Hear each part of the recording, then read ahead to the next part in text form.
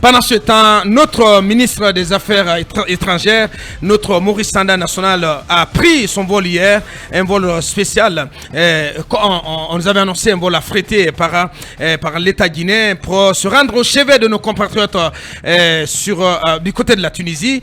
Et finalement, on a découvert ou redécouvert l'icône, un avion de la nouvelle flotte aérienne guinéenne. Voilà, ça fait plaisir de savoir que la Guinée s'est dotée d'une nouvelle flotte aérienne. Mais comment en est-on arrivé là? Parce que moi j'ai eu l'impression de redécouvrir un des petits avions sur 3 qui ont été, selon le ministre du budget, c'est lui qui en a fait l'annonce devant les conseils nationaux au CNT, et des 3 avions mis à disposition de la Guinée par un partenaire. Lequel, c'est là où il y a l'interrogation jusqu'à présent, parce que jusqu'à aujourd'hui, mystère et boule de neige. Les autorités n'arrivent pas à nous dire. Voilà, on voit à l'instant donc le prix Nelson Mandela en train de monter à bord. Nous voulons bien avoir la flotte aérienne dans ce pays. Bien. On veut tous avoir nos avions, même 1000 avions, pourquoi pas. Mais on doit savoir. J'ai envie de dire le souverainiste Maurice Sanda. Oui, on doit connaître la provenance de ces avions. Rappelez-vous que le premier appareil qui est arrivé, il y a eu beaucoup d'interrogations autour de cela.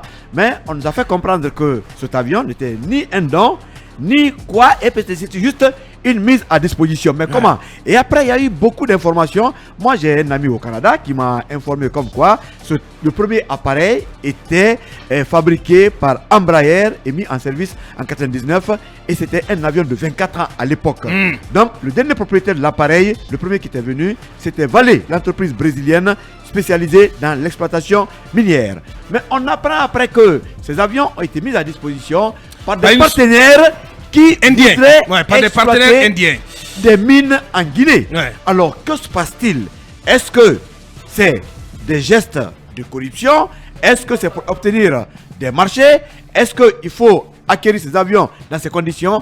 Voilà autant de questions qu'on se pose au moment où nos dirigeants veulent que la gestion soit saine. Donc le ministre des Transports doit s'expliquer, le gouvernement doit s'expliquer pour que nous sachions ces avions-là viennent d'où, ça sert à quoi et qu'est-ce qu'on doit donner en retour. Est-ce que c'est pour brader nos mines? Point d'interrogation. Mais il faut qu'on sache ce qui se passe derrière ces différents appareils que nous voulons bien, mais ça peut être aussi un cadeau empoisonné. Bien, allez-y Talibé. Donc autant de questions ce qui reste sans réponse pour l'instant. Oui, on avait tendance à oublier le cas de ce fameux avion qui a été affublé de toutes les appellations. On a parlé d'avion Sinapa, on a en tout cas brocardé Air Bombona, on a brocardé cet avion parce que justement la transparence que nous attendons de nos dirigeants n'a pas été mise en avant.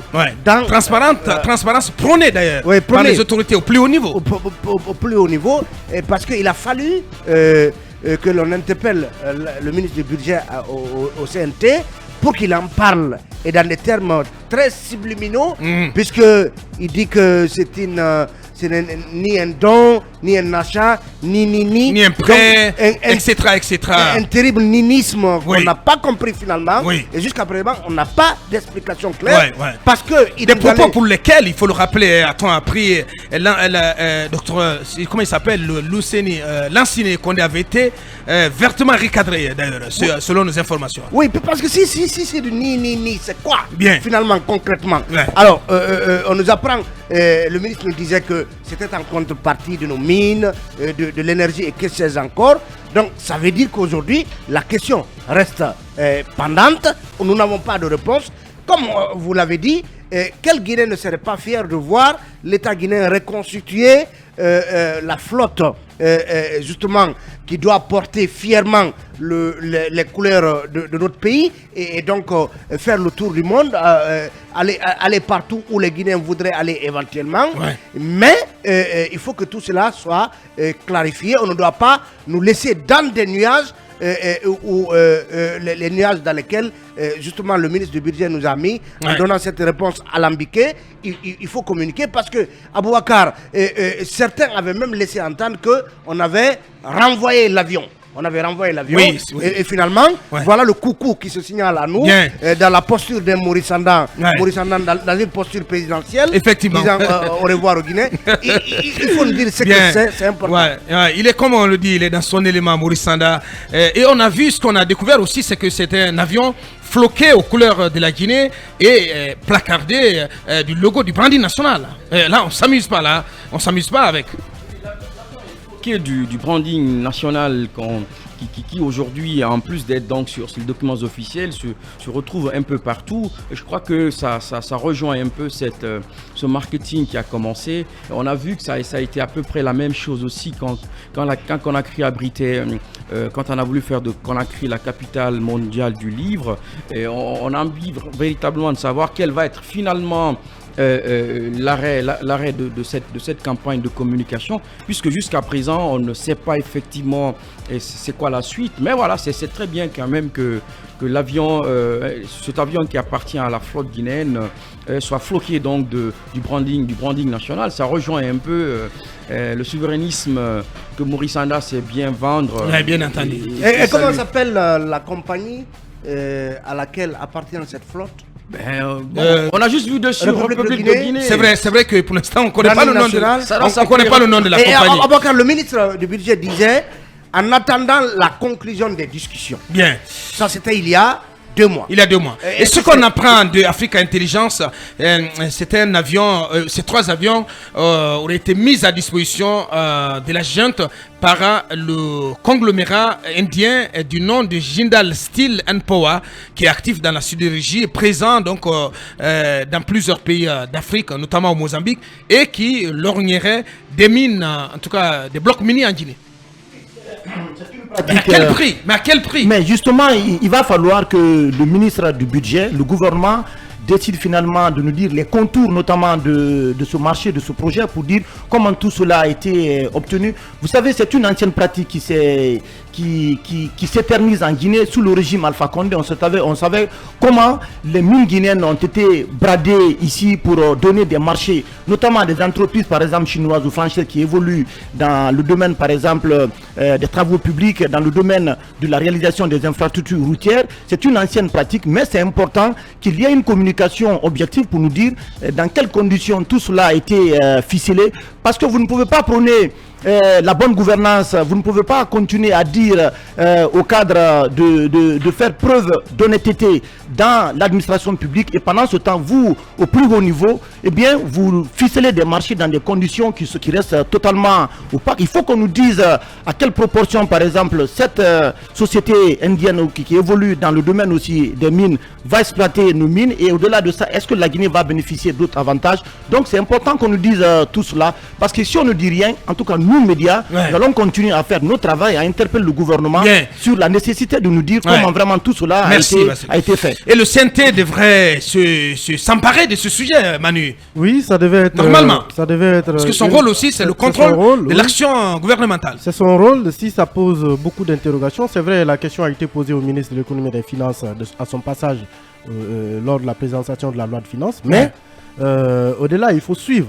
Il faut continuer à suivre. Il faut mettre en place peut-être une commission parlementaire qui va interroger le mode d'acquisition de ces appareils et comprendre un peu quels en sont les contours. Qu'est-ce que la Guinée offre pour obtenir ces avions, et sinon si c'est des dons, qu'on sache c'est en contrepartie de quoi. De toute façon, on sait que une flotte de 3 avions mise à disposition d'un État, ce n'est pas gratuit. Ça coûte toujours quelque chose. Excuse-moi, Babé, ce qui est un peu mystérieux dans ça, le ministre disait que en fait, la volonté initiale de ce partenaire, c'était un don. Aboubacar, 3 avions qu'on donnerait gratis, pro domo comme ça à la Guinée. Non mais tout ça, tout ça n'est pas clair. C'est ce que j'étais en train de dire. Ce n'est pas évident qu'on mette 3 avions comme ça à la disposition d'un État sans aucune contrepartie. Mais ce sont aussi des pratiques, il faut le dire, qui ne sont pas nouvelles.